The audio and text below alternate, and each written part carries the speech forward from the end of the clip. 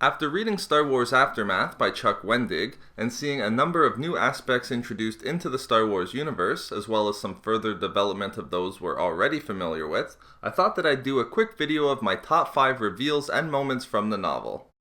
Starting at number 5 is the introduction of the Acolytes of the Beyond, who we see on Terrace attempting to make a deal to purchase what is being described as Darth Vader's lightsaber so that it can be destroyed in order to return it to its former owner in death. Although we don't get much more than a few pages featuring the Acolytes, we do know that the members of this group were dark-side fanatics and worshippers. While we don't know exactly what we'll get from the Acolytes of the Beyond in the remaining 2 novels of the trilogy, it will be interesting to see if the Acolytes go on to fill a role similar to that of the Church of the Force that was introduced in The Force Awakens, wherein the Acolytes will attempt to keep the faith of the dark side alive until the return of the Sith or some other dark side entity. Number 4 on my list of favorite reveals and moments in Star Wars Aftermath is the information that we were provided in regards to how fractured the Empire has become only months following the Battle of Endor. Rather than an Empire ready and willing to double down and prevent the rise of the Rebel Alliance's transition into the New Republic, Aftermath introduces an Empire that is pushed at numerous points in the novel as being weak, almost irreparably so. We see an empire that is reeling after its dramatic loss at the Battle of Endor, one that is now scattered, leaderless, and fractured in more ways than one.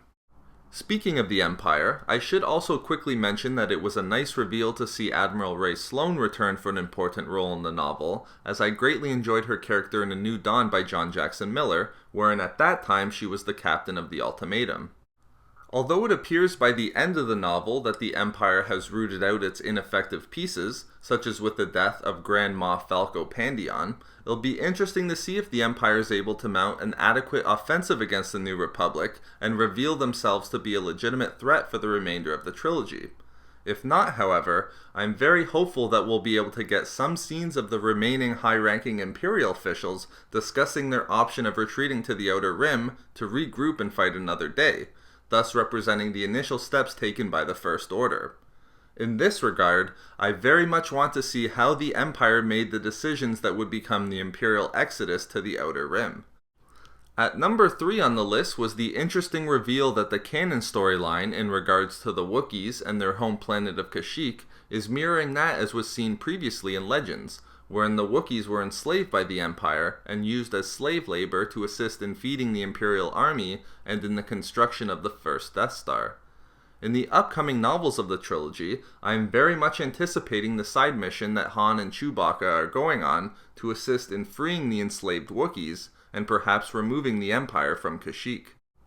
Coming in at number 2 on my list of favorite reveals and moments from Aftermath is the information that we received about the Sith and the Emperor from the character of Yup Tashu, a Sith cultist, historian of the dark side, and one of the closest advisors to Emperor Palpatine himself.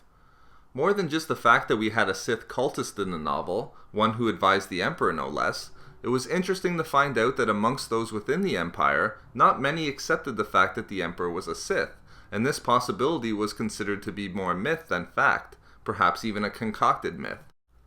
Further, it was interesting to see that Tashu was promoting the idea of retreating to the Outer Rim, perhaps even from the galaxy itself, to the Imperials present at the meeting on Akiva, in order to seek the dark side of the Force, having recognized that Luke Skywalker had become a Jedi and was practically untouchable at that point in time.